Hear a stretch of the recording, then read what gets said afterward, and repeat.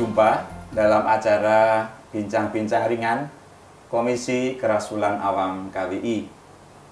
Pada kesempatan ini kita akan membahas sebuah tema tentang partisipasi perempuan di dalam Pilkada serentak tahun 2020. Untuk membahas tema itu, sudah hadir bersama dengan saya seorang perempuan yang hebat. Beliau adalah Ketua Komisi Pemilihan Umum Provinsi DKI. Beliau adalah Mbak Betty Epsilon Idrus. Selamat datang, Mbak. Terima kasih, Romo.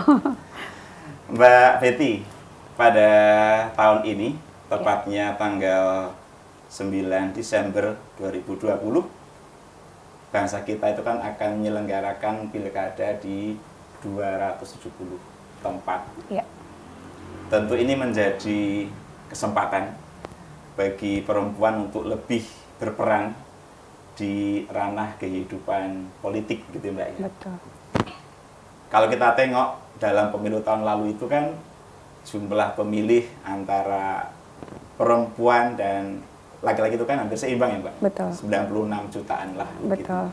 Ini kan kekuatan yang luar biasa ya. untuk kehidupan politik bangsa kita, begitu dari Betul. sisi perempuan. Nah, gimana Mbak? Kira-kira potret keterlibatan perempuan dalam dunia politik sampai hari ini itu seperti apa?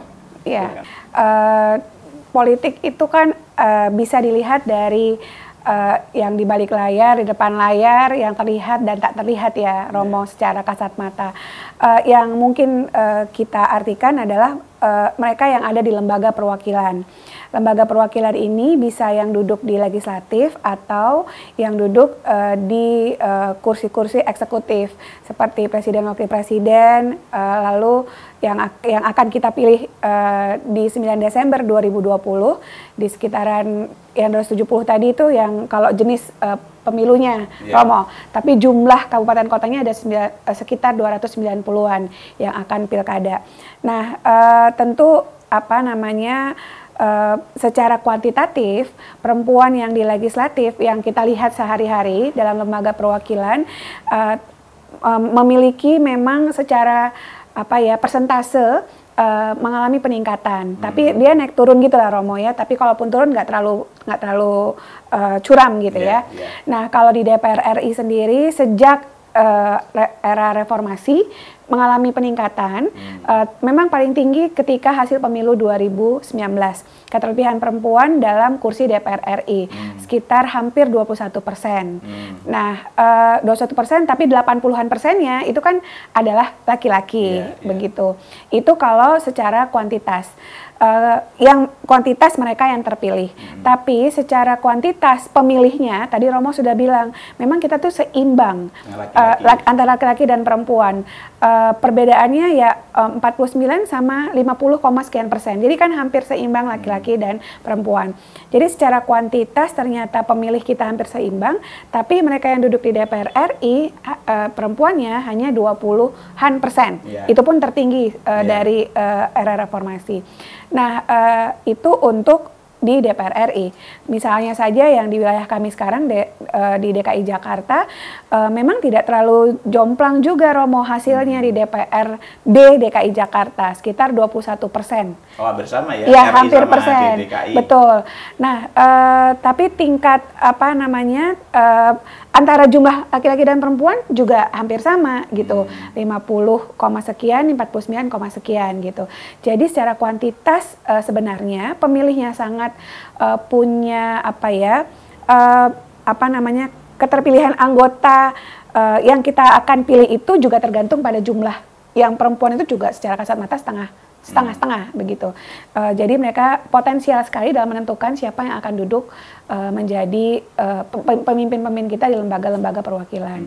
Jadi itu angka sementaranya. Kalau DPD Romo di DKI Jakarta 50-50 malah, 50-50, laki-lakinya 50, perempuannya 50 karena ada 4 orang yang kita pilih kan setiap provinsi. Jadi itu angkanya. Jadi keterlibatan perempuan dalam politik secara yang kita lihat di lembaga perwakilan ya memang di atas kertas itu yang kita punya datanya. Menurut Mbak Betty itu sudah ideal atau sangat kurang ideal atau sudah bisa diterima Mbak untuk kondisi sekarang ini seperti Iya, secara konsepsi kan kita punya SIDO yang sudah diratifikasi oleh Republik Indonesia gitu ya, bahwa ada angka afirmatif minimum 30% untuk dapat mewarnai gitu ya isu-isu yang akan menjadi keberlangsungan kehidupan berbangsa dan bernegara yang punya awareness terhadap kepentingan perempuan gitu.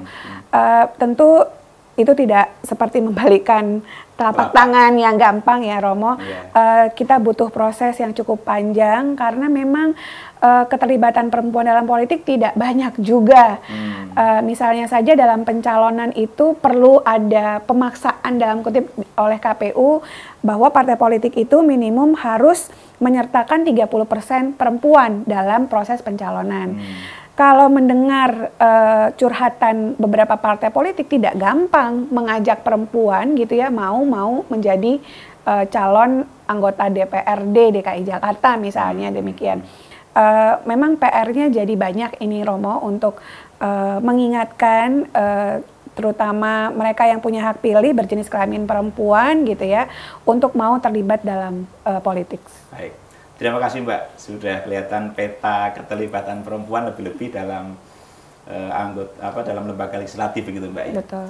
Nah, menurut pengamatan Mbak Betty sebagai perempuan yang selama ini aktif di dalam penyelenggaraan pilkada pemilu ya, kira-kira apa sih Mbak halangan atau rintangan yang membuat perempuan itu masih kecil dalam keterlibatannya dalam kehidupan politik?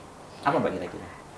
Keterlibatan perempuan dalam politik itu kan bisa berbagai macam bentuk peran ya Romo. Dia bisa jadi pemilih, dia bisa jadi peserta pemilu, dalam hal ini bisa jadi calon kepala daerah dan wakil kepala daerah, atau bisa menjadi calon anggota dewan, atau menjadi calon presiden, wakil presiden sekaligus. Negara ini kan tidak melarang gitu ya. Atau dia bisa menjadi penyelenggara seperti saya gitu ya, atau dia sebagai pemantau, atau bisa seperti tokoh masyarakat seperti Romo gitu ya salah satunya untuk melakukan pendidikan politik bagi masyarakat atau bentuk peran-peran yang lainnya. Tapi memang dihadapkan pada beberapa kondisi yang secara faktual kita lihat multiple burden gitu ya, apalagi di tengah pandemi COVID-19 seperti ini. Sangat berat gitu ya. Bebannya bukan jadi double burden lagi ya Romo, tapi jadi multiple burden gitu. Kenapa? Karena biasanya termasuk saya gitu ya, aktivitas di luar itu menjadi nyaman, enak kalau pekerjaan di dalam rumah tanda kutip itu sudah terselesaikan. Udah perannya udah jelas. Oh, ini bagian saya sudah selesai gitu ya. Ini peran suami, ini peran asisten rumah tangga dan seterusnya. Tapi itu kita jadi manajer. Jadi manajerial rumahnya sudah harus selesai terlebih dahulu. Belum lagi di tengah pandemi Covid bukan hanya ansih ngurusin rumah saja, tapi ngurusin jadi gurunya anak-anak dan seterusnya. Jadi multiple burden. Ya itu fakta yang kita hadapi di lapangan dan memang tidak mudah mengajak mereka keluar dari rumah gitu ya. Misalnya sebagai pemilih, saya mau nih dilatih jadi pemilih yang cerdas. Saya mau nih dilatih untuk menggunakan hak pilih saya, atau saya mau keluar rumah nanti di hari H untuk melakukan pemungutan dan penghitungan suara di tanggal 9 Desember 2020. Biasanya kalau kerjaannya belum beres gitu ya, itu agak sulit menarik mereka keluar dari situ. Ya kepikiran rumah juga ya? Iya, jadi memang harus butuh kerjasama yang kuat dalam rumah itu. Baik Mbak, terima kasih. Jadi memang pilkada sekarang ini kan istimewa ya, betul, karena memang diselenggarakan di tengah pandemi COVID, lalu harus menggunakan protokol kesehatan yang tentu itu jauh lebih repot dibandingkan dalam kondisi normal. Biasa, ya. Nah, kalau kita bicara soal kondisi normal Mbak ya, perempuan memang diharapkan sama dengan laki-laki ya, dalam politik itu kan nggak ada diskriminasi ya. Betul. Nah, peluang-peluang apa Mbak yang sebenarnya bisa ditangkap, bisa dipakai oleh perempuan untuk lebih punya peran dalam politik gitu kan, entah aturannya atau apapun yang mungkin belum diketahui oleh banyak orang gitu. Iya, kalau saya Romo politik itu sebenarnya ada dalam kehidupan sehari-hari kita. Kita sadar, tidak sadar, kita suka atau tidak suka. Tapi bagaimana menangkap definisi, oh itu ternyata dipolitisasi, oh itu politik, oh ini politik yang di depan layar, ini di belakang layar misalnya demikian. Politik itu kan seni agar mendapatkan kekuasaan. Kekuasaan itu untuk apa? Untuk kesejahteraan orang banyak, begitu ya. Jadi kalau misalnya definisinya hanya seni untuk memperoleh kekuasaan dalam artian dia dapat mengatur segala sesuatu, itu sebenarnya hal yang sehari-hari kita lakukan. Pemilihan ketua OSIS di anak-anak atau misalnya berbagi peran di rumah, itu kan sebenarnya ada kondisi politis yang dilalui gitu ya. Tapi sekarang harusnya ditanamkan pada kesadaran kita semua, termasuk kaum perempuan, bahwa kalau cinta Indonesia gitu ya, kita harus tahu kita secara pribadi itu tuh menyerahkan sebagian kekuasaan kita pada segelintir orang untuk melakukan mengatur kehidupan kita secara bersama-sama gitu. Jadi kalau kita sadar bahwa saya menitipkan kekuasaan saya kepada Romo agar Romo mau menyuarakan apa yang saya inginkan sebagai masyarakat, itu tentu menjadi penting gitu ya.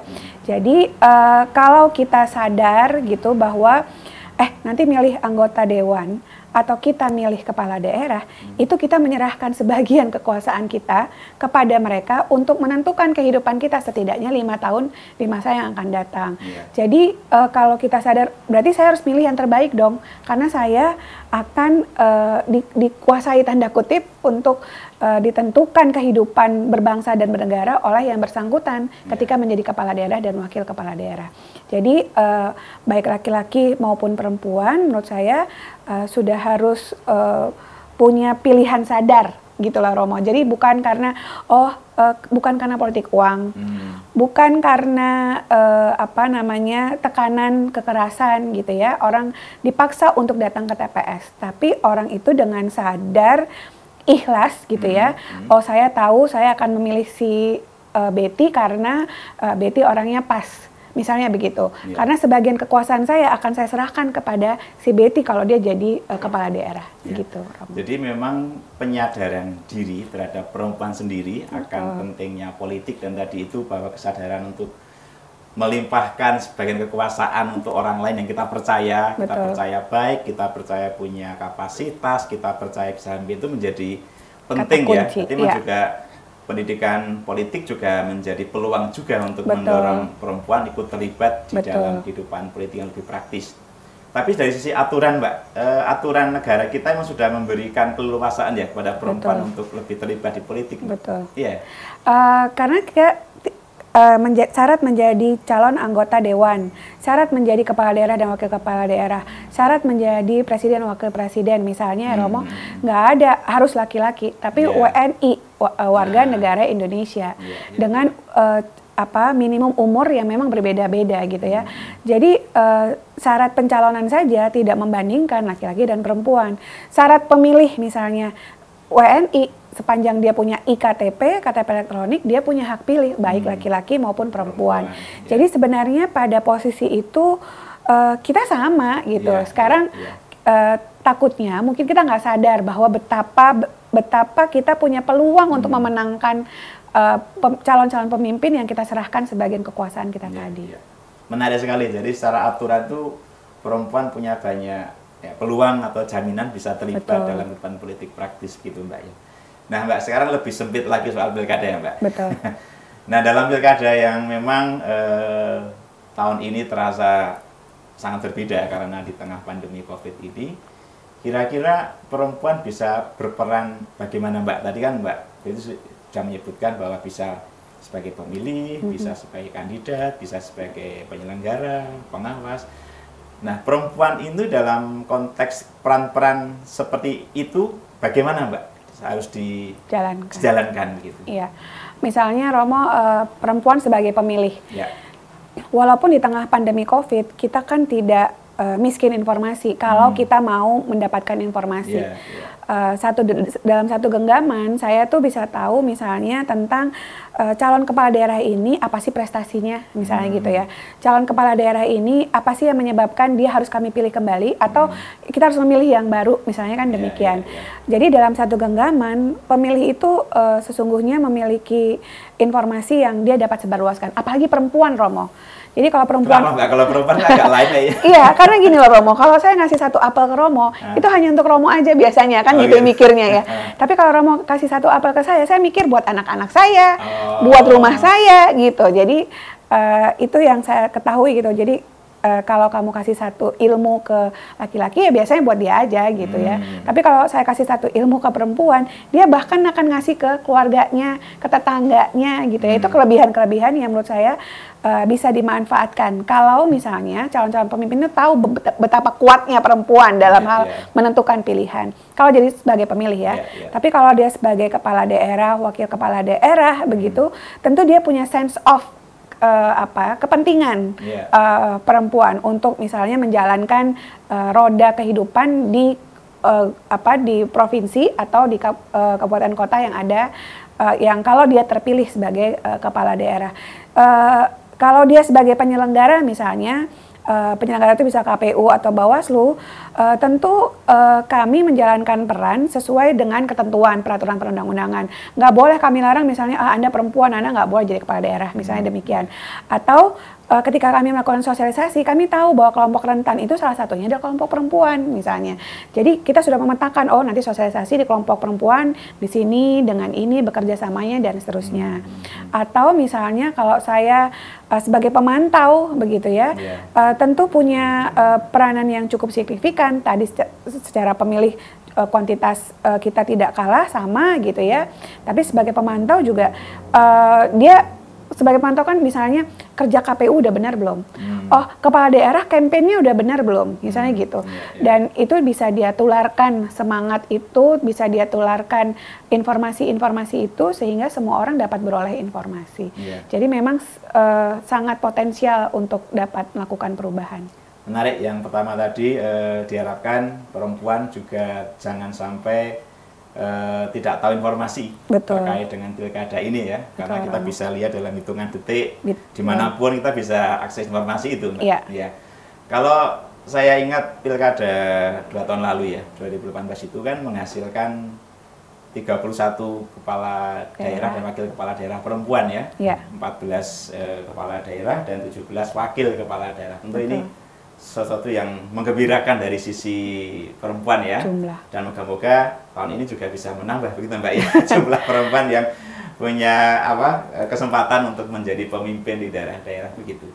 Nah Mbak Betty, dalam pemilu ataupun nanti pilkada ini kan juga kadang-kala tidak lepas Mbak dari yang namanya permainan politik yang tidak baik ya. Baik itu politik uang, kemudian memainkan soal agama, suku, ras, itu kan tentu akan sangat menciderai dan juga merusak demokrasi dan juga akan menghasilkan pemimpin juga yang mungkin secara kualitas tidak baik begitu. Nah kira-kira kalau Mbak Betty menyarankan kepada teman-teman perempuan gimana menghadapi permainan politik yang sangat tidak martabat seperti itu? Pertama tadi saya menggunakan quotation be smart voters. Jadilah pemilih yang cerdas gitu ya. Kalau pemilih yang cerdas, dia akan tahu, dia harus tahu bibit, bebet, bobot yang akan dia pilih, begitu ya. Mengenal betul calonnya. Betul. Ya? Kalau saya cari pacar aja saya harus tahu bibit, bebet, bobot. Apalagi saya akan memilih mereka yang saya serahkan sebagian kecil kewenangan saya untuk dia teruskan dan menjelma menjadi kebijakan, kan gitu ya Romo. Jadi kalau bibit bebet bobotnya dia tahu, tentu tidak mudah untuk dia diberikan politik uang misalnya begitu. Apalagi di tengah pandemi COVID-19 ini. Karena berdasarkan penelitian beberapa teman-teman organisasi masyarakat sipil atau dari Bawaslu kan mereka punya potensi kerawanan, salah satunya memang terkait dengan politik uang gitu. Nah Tapi kita masih belum terlambat ini Romo ya, masih Desember 2020, masih agak panjang waktu kita untuk mengenal calon-calon yang akan kita pilih di balik bilik suara. Jadi siapa sih kepala daerah? Oh, ada 9 provinsi nih yang akan jadi gubernur dan wakil gubernur. Mereka-mereka yang punya hak pilih di provinsi itu, karena ini kan sudah masuk masa pencalonan ya, Romo, sebentar lagi. Ketika calon sudah ditetapkan oleh KPU, disitulah saatnya kita untuk memastikan siapa yang akan kita pilih gitu. Ini tidak terlalu susah ya Romo, karena calon kepala daerah itu kan hanya beberapa dan ada fotonya gitu ya. Gampang mengenali ya, Pak? Gampang mengenali. Kalau calon anggota dewan kan ribuan bahkan ya, dalam ratusan dalam satu surat suara gitu. Nah kalau misalnya kepala daerah ini kita bisa tahu, oh oke, si A mau maju nih di provinsi X gitu ya, maka saya harus tahu, oke, kalau dia bibit bebet bobotnya kayak apa. Pas nggak dia akan saya serahkan kewenangan saya begitu. Jadi kalau kesadaran ini menjadi masif, Romo, saya rasa pemilih kita akan menjadi cerdas, demokrasi yang berjalan juga akan semakin lebih baik. Iya. Ya. Terima kasih Mbak Betty. Jadi menarik bagi saya adalah bahwa kita akan menyerahkan sebagian kekuasaan kita kepada orang lain dan jangan sampai salah orang. Betul. Jangan salah pilih. Betul. Nanti bisa celaka. Jangan cap cip cup gitu kan kalau dulu waktu kita SD kan cap cip cup A B C D jangan atau ya. Baik Mbak Betty, saya mengucapkan banyak terima kasih atas informasi, atas pencerahan yang sungguh-sungguh sangat berguna bagi kami, bagi teman-teman perempuan di Gereja Katolik dan juga bagi masyarakat pada umumnya. Terima kasih. Sama-sama ya Romo, sama-sama. Terima kasih. Pilkada merupakan kesempatan bagi masyarakat, khususnya kaum perempuan, untuk terlibat dalam memajukan demokrasi dengan menjadi pemilih yang cerdas, pengawas dan penyelenggara yang adil, serta kandidat yang bermartabat. Politik dalam perspektif kesetaraan gender menempatkan kaum perempuan sederajat dan mempunyai peran yang sama dengan laki-laki dalam memimpin dan memegang jabatan publik, membuat kebijakan, mewujudkan keadilan, dan memajukan kesejahteraan untuk semua.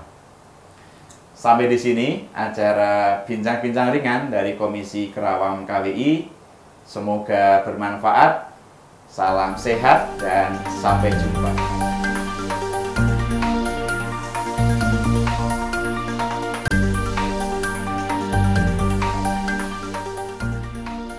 Sudah hadir bersama dengan saya seorang tokoh Katolik yang sudah tidak asing lagi bagi kita semua. Beliau adalah Bapak Profesor Adrianus Meliala. Selamat datang Prof di acara kami saat ini. Terima kasih atas undangannya Romo. Ya, nah kira-kira menurut pandangan Prof, bagaimana ya keterlibatan umat Katolik di dalam pilkada pada tahun ini? Bicara mengenai keterlibatan Romo, maka ada 3 bentuk keterlibatan. Pertama sebagai penyelenggara, yang kedua sebagai pemilih, dan yang ketiga adalah sebagai pihak yang dipilih ya, atau kandidat. Nah,